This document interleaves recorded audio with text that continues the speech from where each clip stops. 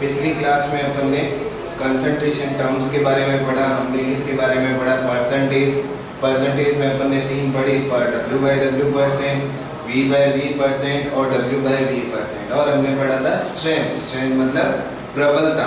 अब आगे की क्लासेस के लिए, आगे की कंसंट्रेशन टर्म्स के लिए मैंने आपको बोला कि हमें कुछ बेसिक टर्म्स, मोल कॉन्सेप्ट के बारे में थोड़ा सा पढ़ना है। ये सारा का सारा हमने क्लास 11th के अंदर पढ़ रखा है, उसे हमें एक बार रिवाइज करना है ताकि हम उसको अपनी कंसंट्रेशन टर्म्स के साथ, सांद्रता इकाइयों के साथ इंटर रिलेट कर सकें, ठीक है, और हम इसका अप्लाई कर सकें कैसे हमें इसको मोलैरिटी, नॉर्मेलिटी इन सब के अंदर यूज करना है, उन सब के बारे में हम इसको थोड़ा सा एक बार ब्रीफ लेंगे हम। तो कुछ टर्म्स हम पढ़ते हैं। सबसे पहले हम बात करते हैं किसकी, AMU atomic mass unit, AMU atomic mass unit. तो हमें ये कुछ वैल्यूज हैं जो हमें याद करनी है। सबसे पहले हम बात करें 1 AMU एटॉमिक मास यूनिट, ये क्या होती है। तो देखो जैसे कार्बन 12 का एटम है, ये कार्बन 12 का एक एटम है, इस कार्बन 12 के एक एटम के 12 हिस्से कर लिए अपन ने, ठीक है। तो ये हमने इसके 12 हिस्से करे, और इस 12 हिस्से करने के बाद ये जो एक हिस्सा बचा, ये वाला जो हमने डार्क कर रखा है, ये वाला हिस्सा कितना, 1/12 पार्ट, 1/12वां भाग हो गया। और इस 1/12वें भाग, ठीक है, 1/12वां मास ऑफ 1 कार्बन 12 एटम, यानी कि कार्बन 12 का 1/12वां भाग, इसको अपन क्या बोलते हैं, AMU एटॉमिक मास यूनिट, ठीक है। तो 1 AMU का मतलब क्या हुआ, 1/12 mass of 1 carbon 12 atom, carbon 12 atom के 1/12वां भाग, ठीक है। इसकी वैल्यू कितनी होती है, 1.66 × 10⁻⁻24 ग्राम, और 1.66 × 10⁻⁻27 किलोग्राम, ठीक है। तो हमें ये पता है ग्राम को हम किलोग्राम में चेंज करते हैं, हमेशा क्या करते हैं, हम 1000 का भाग लगाते हैं, ठीक है। तो अब अपन यहाँ पर वैल्यू देखी तो कितनी बनी, 1.66 × 10⁻⁻24 ग्राम, और किलोग्राम में कितनी, 1.66 × 10⁻⁻27 किलोग्राम। इसको एक वैल्यू और हमें याद रखनी है, 1 AMU इज इक्वल टू होता है 1/Na। Na यहाँ पर क्या है, एवोगाड्रो नंबर, Na क्या है, एवोगाड्रो नंबर, और इसकी वैल्यू होती है कितनी, 6.02 × 10⁻23, ठीक है। ये वैल्यू को हम कैलकुलेट करेंगे तो वैल्यू आएगी कितनी, 1.66 × 10⁻⁻24 ग्राम, ठीक है। अब हम इसका एक वैल्यू याद करने के लिए हम इसकी अप्रॉक्स वैल्यू जो है वो ऐसे याद कर सकते हैं, मास ऑफ 1 प्रोटॉन और न्यूट्रॉन, हमें पता है मास ऑफ 1 प्रोटॉन और न्यूट्रॉन कितना होता है, 1.67 × 10⁻⁻27 किलोग्राम, ठीक है। ये वैल्यू किस में है, किलोग्राम में, और यहाँ पर भी किलोग्राम में है।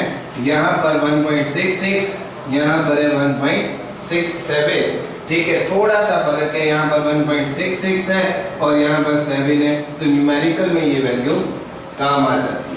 तो अप्रॉक्स में हम इसको इस तरीके से याद कर सकते हैं। तो एटॉमिक मास यूनिट का मतलब क्या हुआ कि किसी भी परमाणु के अंदर, मतलब कार्बन 12 के अंदर एक परमाणु के 12 हिस्से करे हमने, ठीक है, और इसका 1/12वां हिस्सा जो है वो क्या कहलाता है, 1 AMU कहलाता है। इसका प्रयोग क्यों करते हैं, जैसे मान लो हमें मेजरमेंट करना है, हमें लेना है 5 किलोग्राम, 10 किलोग्राम, और हमारे पास 1 किलोग्राम का वेट है, तो 1 × 5 किलोग्राम, इसी तरीके से 1 × 10 किलोग्राम। तो उसी तरीके से किसी भी एटम का वेट बताने के लिए बेसिक यूनिट ली जाती है, वो कौन सी है, एटॉमिक मास यूनिट, ठीक है। बेसिक यूनिट ली जाती है कौन सी, एटॉमिक मास यूनिट। अब यहाँ पर सबसे पहली बात ये आती है कि रेफरेंस के लिए कार्बन 12 का ही यूज क्यों किया गया। कार्बन 12 का यूज इसलिए किया गया क्योंकि कार्बन के अंदर 6 प्रोटॉन 6 इलेक्ट्रॉन होते हैं, ठीक है। और इसके आइसोटोप जो होते हैं C12 और C14। C14 बहुत कम यूज होता है, रेडियो एक्टिव होता है, कार्बन डेटिंग में काम आता है। इससे पहले हाइड्रोजन का प्रयोग किया गया था, लेकिन हाइड्रोजन का प्रयोग इसलिए कैंसिल कर दिया गया क्योंकि हाइड्रोजन के 3 आइसोटोप होते हैं, ठीक है, 1H1, 1H2, 1H3। तो वेरिएबल हो गई क्वांटिटी। फिर ऑक्सीजन का प्रयोग किया गया, लेकिन ऑक्सीजन में भी आइसोटोप मिला और उसके बाद ऑक्सीजन का प्रयोग भी बंद कर दिया गया। तो कार्बन का प्रयोग किया जाने लगा, किसके लिए? रेफरेंस एटॉमिक मास ज्ञात करने के लिए। अब हम चलते हैं, दूसरा टर्म हमारा है वो कौन सी है, ये समझ में आ गया होगा। अब दूसरी चीज है हमारी कौन सी? रिलेटिव एटॉमिक मास, सापेक्ष परमाणु भार।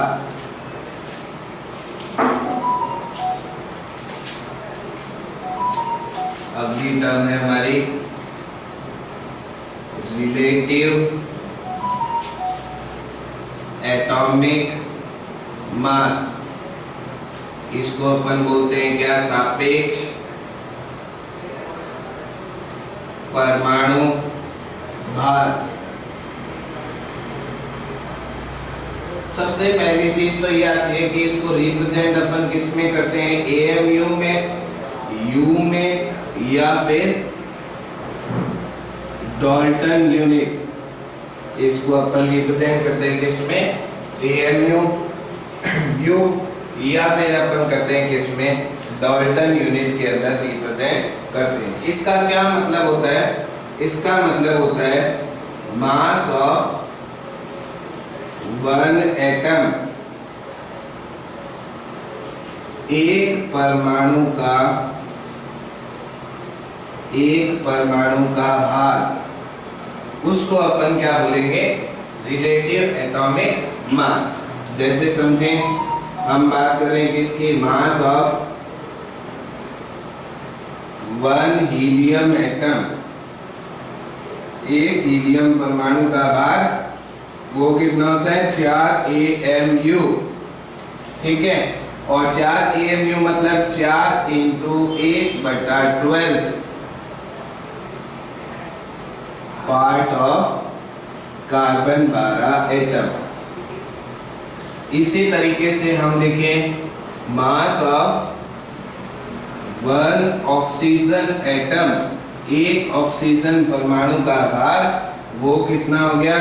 16 AMU, मतलब 16 × 1/12 पार्ट ऑफ कार्बन 12 एटम। इसी तरीके से mass of one nitrogen atom वो कितना बना? Into 1/12 part of carbon 12 atom. अब चूंकि हमें मालूम है, अभी हमने करा था 1 AMU = 1/Na, तो हम इसको कैसे लिख सकते हैं? 16 × 1/Na मतलब 16/Na। इसी तरीके से 4 AMU मतलब 4 × 1/Na, 4/Na। और यहाँ पर 14 × 1/Na = 14/Na। जरा इस चीज को समझें। हमने लिखा mass of one helium atom 4 AMU, 4 AMU यानी 4 × 1/12 पार्ट ऑफ कार्बन 12 एटम, यानी कार्बन 12 के परमाणु के हमने 12 हिस्से करे। ये वो 1 पार्ट है, 1/12 पार्ट। इसको अपन 4 बार ले लें, यानी 4 गुना कर दें, तो वो एक किसके बराबर हो जाएगा? हीलियम के बराबर। यदि हम इसके 16 पार्ट ले लें तो वो किसके बराबर हो जाएगा? ऑक्सीजन के बराबर। और यदि हम इसके 14 पार्ट ले लें, 14 पार्ट, वो किसके बराबर हो जाएगा भाई?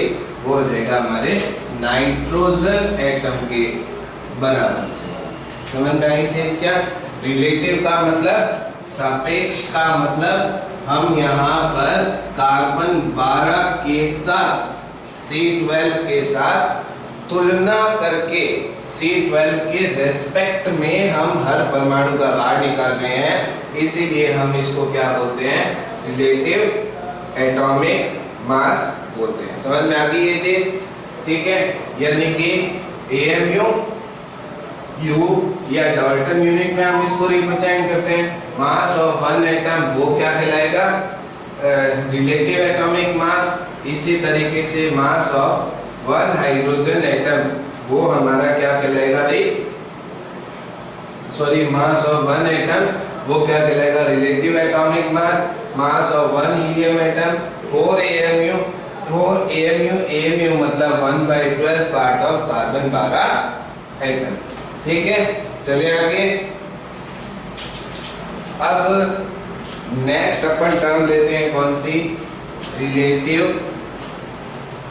ग्राम एटॉमिक मास।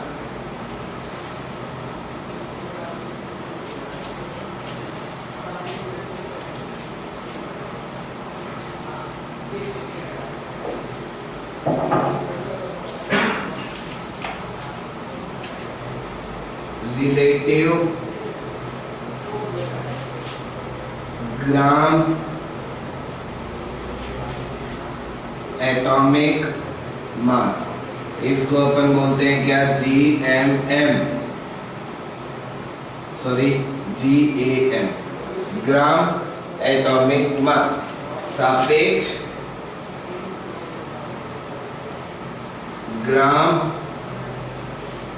परमाणु भार, सापेक्ष ग्राम परमाणु भार।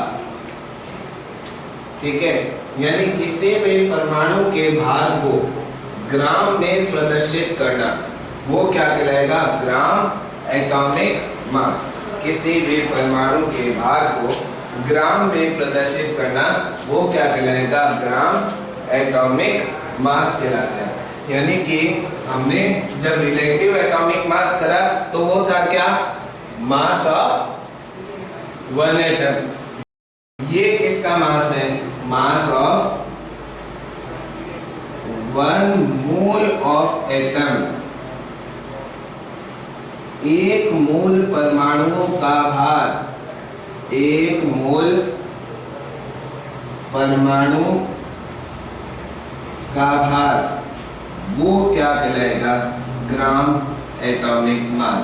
और हमें मालूम है एक मोल में कितने परमाणु होते हैं, एवोगाड्रो के बराबर 6.02 × 10⁻23, यानी कि इतने परमाणुओं का भार वो क्या कहलाएगा, ग्राम एटॉमिक मास।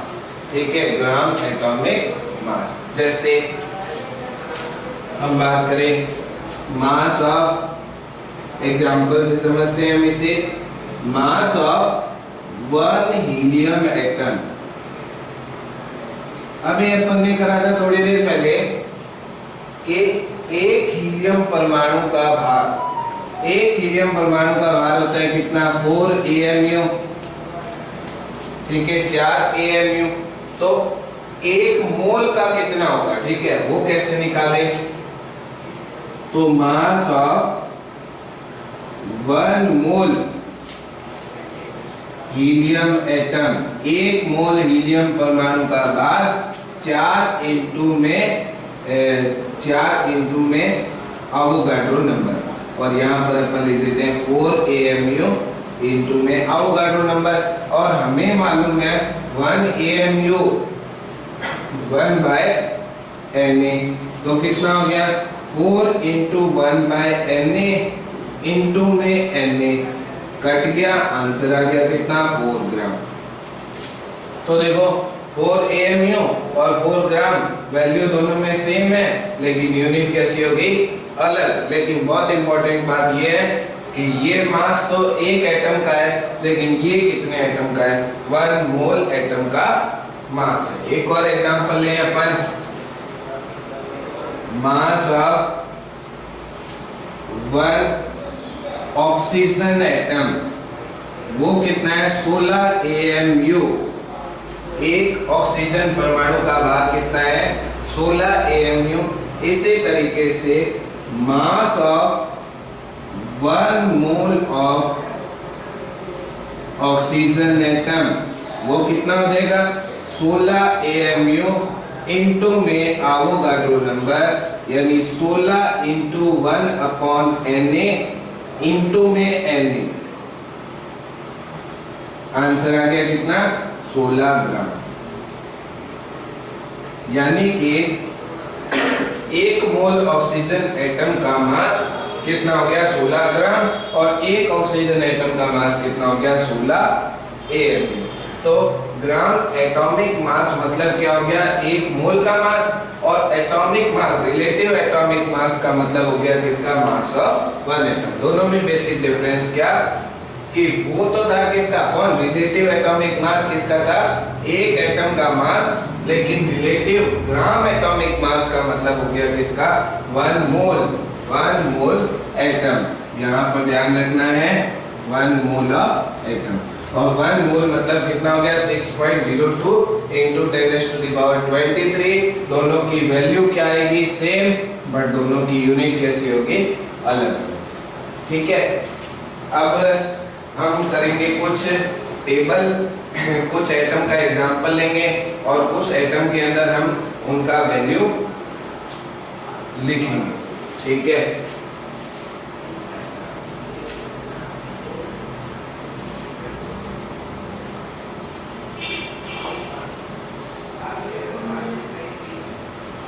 जो हमें क्या करने हैं लर्न करने हैं। देखिए यहाँ लेते हैं हम एटम, यहाँ लेते हैं अपन रिलेटिव एटॉमिक मास और यहाँ लेते हैं अपन रिलेटिव ग्राम एटॉमिक मास। ठीक है, सबसे पहले अपन ने टेबल में क्या बनाया एटम, एटम के बाद हमने लिखा क्या रिलेटिव एटॉमिक मास, उसके बाद हमें लेना है रिलेटिव ग्राम एटॉमिक मास। तो देखिए सबसे पहले अपन एग्जांपल लेते हैं किसका हाइड्रोजन, हाइड्रोजन का 1 AMU, दूसरा nitrogen 14 AMU, oxygen 16 AMU, sulphur 32 AMU, calcium 40 AMU, chlorine 35.5 AMU।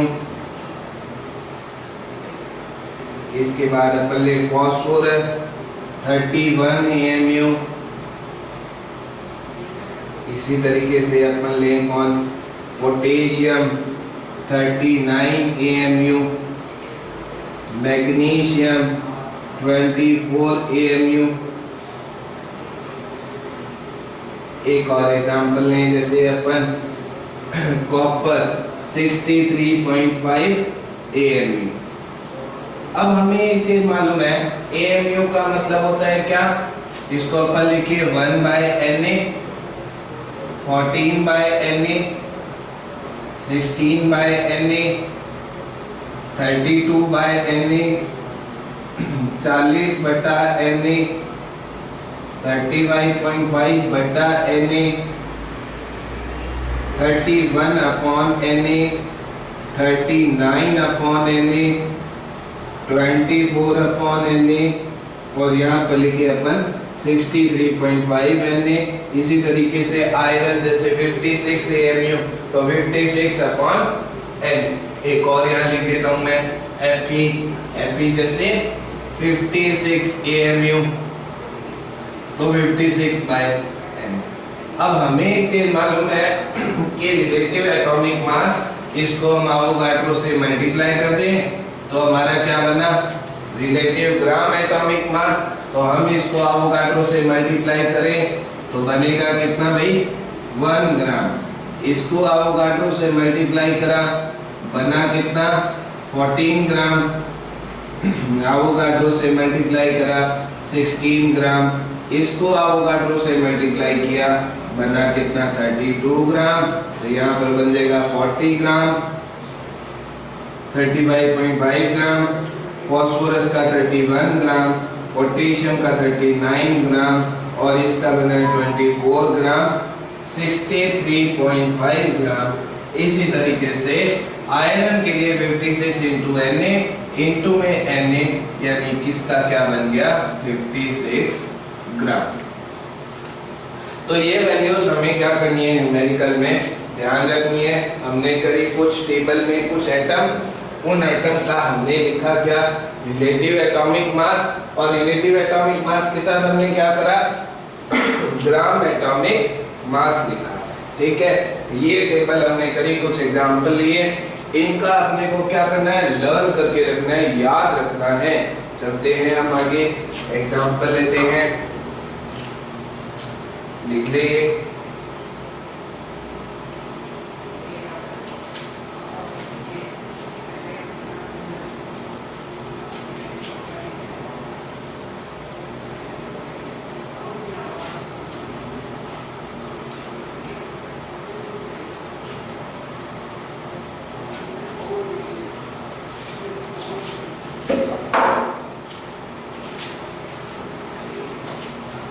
Question देखिए,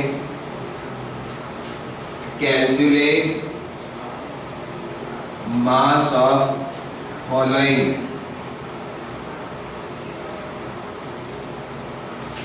निम्न का भार ज्ञात करें। जैसे हम लेते हैं question number 1, 10 atom of oxygen, 20 atom of calcium, 2 atom of magnesium. जैसे हमने ये एग्जांपल लिया, हमें क्या करना है इनका मास निकालना है। अब हम देखें जरा, हमें ये मालूम है ये ऑक्सीजन के एक एटम का मास कितना होता है 16 AMU। ठीक है, तो 10 एटम का मास कितना हो गया 10 इंटू 16 AMU, मतलब कितना हो गया 160 AMU। अंडरस्टूड। नेक्स्ट देखिए अपन 20 इंटू कैल्शियम के एक एटम का मास होता है कितना 40 AMU।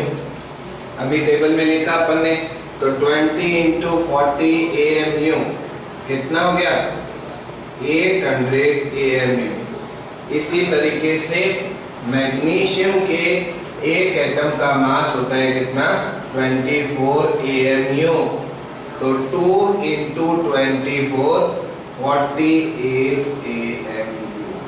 तो ये हमारा आंसर हुआ। हमें क्या निकालना है मास, हमने क्या कर लिया मास ऑफ 1 ऑक्सीजन एटम वो कितना 16 AMU, mass of 1 calcium atom 40 AMU और मास ऑफ 1 मैग्नीशियम एटम वो कितना होता है 24 AMU। मल्टीप्लाई किया आंसर आ गया।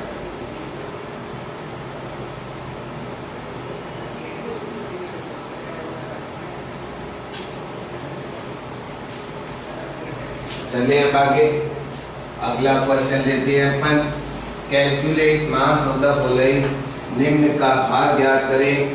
सबसे पहले अपन लिखते हैं इसमें फिर से एक एग्जांपल, 5 एटम ऑफ नाइट्रोजन। दूसरा अपन लेते हैं 2 मोल ऑफ सल्फर। तीसरा लेते हैं अपन 5 मोल ऑफ कैल्शियम।